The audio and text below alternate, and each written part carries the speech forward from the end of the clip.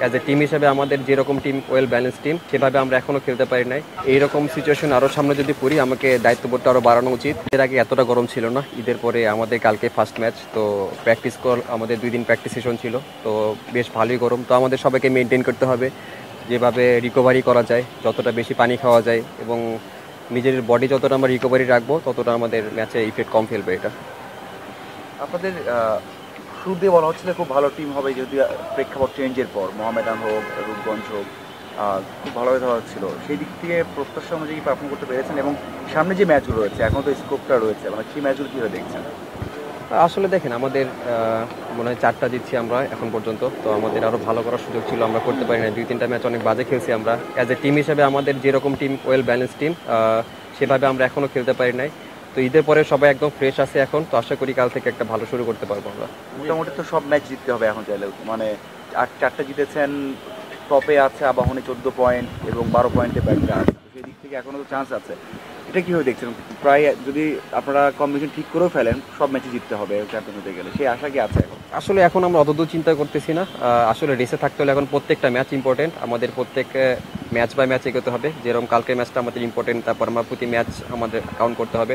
তো আশা করি যদি আমরা ভালো একটা মোমেন্টাম পাই কালকে, তো আশা করি এটা ভালো হবে পরবর্তীতে। আপনার লক্ষ্যটা কী ছিল এবং আপনি যখন খেলেছেন, মানে যেগুলো ম্যাচ খেললেন, আপনার কি মনে হয় যে আপনার কাছে যেটা প্রত্যাশা করে দল এবং আপনি যে প্রত্যাশা করেন সেই অনুযায়ী করতে পেরেছেন, আর না পারলেও কেন পারেন নাই মনে হয়েছে? প্রথম কয়েকটা ম্যাচ লো স্কোরিং ম্যাচ ছিল, তো আশা করি আমরা ভালোভাবেই সেটা ওভারকাম করছি। আমার আরও কিছু দেওয়ার আছে টিমকে, তো আশা করি চেষ্টা করবো নিজের বেস্টটা দেওয়ার, টিমকে হেল্প করার। তবে একটা জিনিস শেষের দিকে লম্বা টুর্নামেন্ট, এই টাইমে রাইট টাইমে পিক করা, সবটা যদি কাছাকাছি 2 পয়েন্ট রাইট টাইমে পিক করতে পারলে কি আপনার মনে হয় শেষ করবে? হ্যাঁ, অবশ্যই। আসলে দেখেন, এটা পুরোটাই যেহেতু লম্বা একটা টুর্নামেন্ট, এটা একটা মোমেন্টামের দরকার। আমরা যদি মোমেন্টামটা ভালো শুরু করতে পারি, তাইলে মোমেন্টাম যদি ক্যারি করতে পারি আমরা, তাইলে মনে হয় যতগুলো ম্যাচ আছে, সুপার লিগ আছে সামনে, তো সবগুলো ম্যাচই কাজে লাগবে। তো আশা করি সবাই ঈদের পরে সবাই এখনও ফ্রেশ, তো আশা করি আমরা যদি ভালো শুরু করতে পারি, এটা আমাদের অ্যাজ এ টিম হিসেবে আমাদের যেরকম ব্যালেন্স টিম, তো আশা করি যে পরবর্তীতে এটা অনেক ভালো কাজে লাগবে। একটা প্রশ্ন করি আমি, সেটা হচ্ছে যে আমরা যে মানে এই আসলে টপ অর্ডার যারা ব্যাটিং করে থাকে ন্যাশনাল টিমে কিংবা এর বাইরেও টপ অর্ডার ব্যাটারদের আসলে পারফরমেন্স কেমন দেখছেন? আমরা বরাবরই যেটা দেখে আসছি যে লাস্ট 1 বছরে আমরা টপ অর্ডারদের কাছ থেকে ন্যাশনাল টিমে ভালো সার্ভিসটা পাইনি। Middle order, lower middle order তারাই আসলে কাজটা করেছে। এই আসলে টপ অর্ডারে যারা ব্যাট করে থাকেন যে ব্যাটসম্যানরা, সে নবীন হোক আর পুরাতন হোক, কেমন দেখছেন? আসলে দেখেন, এক এক মাঠে এক রকম খেলা হয়। যেরকম সবাই জানি মিরপুরের কেমন উইকেট থাকে সকালবেলা, বিকেএসপিতে কেমন থাকে সকালবেলা। তো আমার কাছে যেটা মনে হয়, মিরপুরে প্রথম 10টা ওভার একটু ডিফিকাল্ট থাকে, এর জন্য হয়তো বা এদিক ওদিক হতে পারে। বাট বিকেএসপির উইকেটটা অনেক ভালো, তো সেখানে হয়তো বা দেখবেন যে সবাই বিজয় ভাইকে দেখছেন যে অনেক লম্বা ইনিংস খেলছে, 150 রান করছে। তো বিকেএসপি ওইখানে আমার কাছে মনে হয় যে টপ অর্ডার ভালোই ব্যাটিং করছে এখানে বিকেএসপি। আর মিরপুরের উদাহরণটা ডিফারেন্ট। আপনার পারফরমেন্সে যদি একটু কথা বলতে চাই, যে আপনি একবার বলেছিলেন যে একটা ভালো স্টার্ট দেন, 25-30 রান করার পর এটাকে ইনিংস লম্বা করতে পারছেন না, জিনিসটা নিয়ে আপনি বলছেন এবং এই জিনিসটা কাজ করবেন এবং ফিউচারে একটু কিছু বড় ইনিংস আমাদের উপহার দিবেন।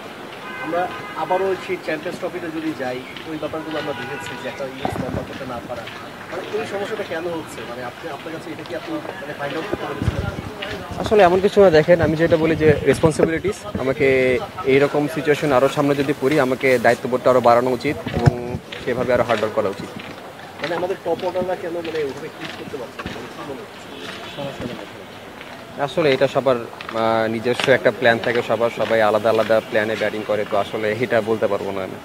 আমি মানে যদিও সবসময় কথা হয় এবং আপনাকে নিয়ে বোর্ড হোক সবারই ভরসা আছে এবং লং টাইম রাখবেও, কারণ আমাদের তো প্লেয়ারের দরকার।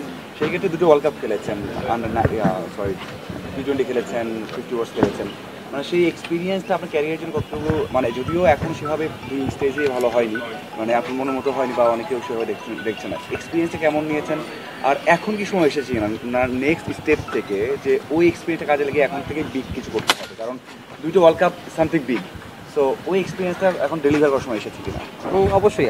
আপনি যেটা বললেন যে একটা বড় কিছু করার, আমি আসলে এভাবে চিন্তা করি না। আমি জাস্ট চেষ্টা করি যে টিমকে ভালো কিছু কন্ট্রিবিউট করার। তো আমি যেখানে অনেক সময় দেখবেন যে ইনিংস শুরু করাটা অনেক ডিফিকাল্ট সব ব্যাটসম্যানদের জন্য, সেখানে আমি ওটা ভালোভাবে শুরু করতে পারছি, বাট মাঝখানে হয়তো বা আমি সেটা ক্যারি করতে পারতেছি না। তো আমি মনে করি যে এখানে আমার রেসপন্সিবিলিটিস কিছুটা অভাব রয়েছে। তো আমি এখন থেকে চেষ্টা করব এবং ডিপিএলও চেষ্টা করতেছি যাতে আমার রেসপন্সিবিলিটিস কীভাবে নিয়ে টিমকে হেল্প করতে পারি। তো আশা করি এখান থেকে জিনিসটা নিয়ে পরবর্তীতে কাজে লাগবে। ওয়ার্ল্ড কাপের যে বিষয়টা বললেন, অবশ্যই অনেক এক্সপিরিয়েন্স হয়েছে, কারণ ওখানে সব টপ প্লেয়ারদের সাথে খেলা হয়, অনেক বড় ফাইট হয় ওখানে।